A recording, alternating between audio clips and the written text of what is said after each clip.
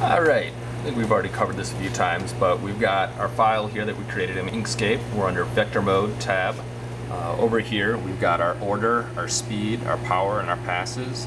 So this red part where we're going to cut, that's set at 30% speed, 100% power, and 3 passes. And this black part, the text in the middle, we've got that set at 100% speed and 5% power, 1 pass. We've already checked the Z height.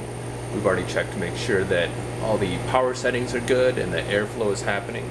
So on the software Retina Engrave, I'm going to hit the play button. Actually, no, first I'll show you, we'll hit the job perimeter button. And when I click that, it'll run just a perimeter around the outside of where it's going to cut. That looked good, so I'm going to go back here. I'm going to hit the play button.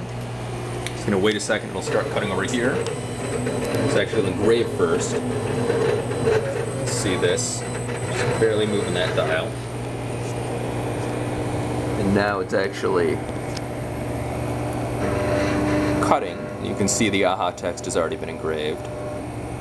It's going to run three passes on this part.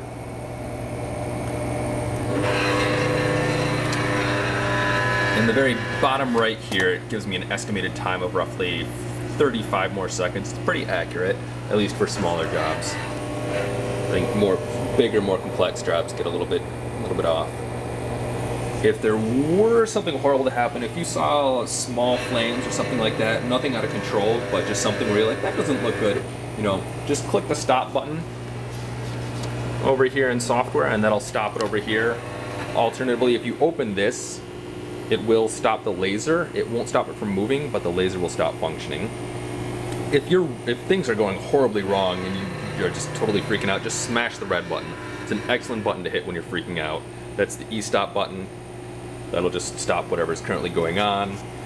There's a fire extinguisher usually right behind you, so if flames do occur and it's totally out of control and you're worried the place is going to burn down, grab that, spray it down, no worries. But if it's just a small flame, you know, you can use your own judgment whether or not to let it continue. If there's standing flames after the laser is finished passing by, you know, do what you can to extinguish them. If there are flames, usually that means you're cutting too slow or your power's too high. That looks pretty good. So I'm gonna move this. Oh, not quite. So I probably should have done one more pass. See if we can pop it out. So not as clean as we'd wanted. I could have done one more pass on that, and that would have helped. But there's the basic idea of what you want to do. When you're done, you just want to make sure to clean everything out. You can that guy way out.